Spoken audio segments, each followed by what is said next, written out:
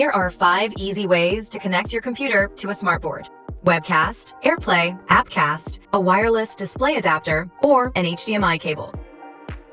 Option 1 is using Webcast through a browser. Before you start, make sure your smartboard and your MacBook are connected to the same Wi-Fi network. Webcast lets you share your screen directly from a browser, no app required. You can choose to share a single window or your entire screen.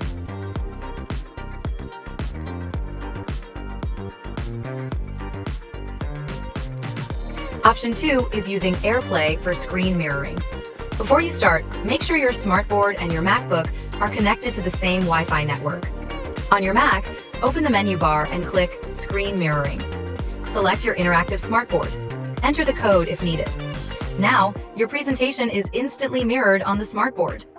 Option 3 is using a screen mirroring app. Similar to AirPlay, please connect both devices to the same Wi-Fi network.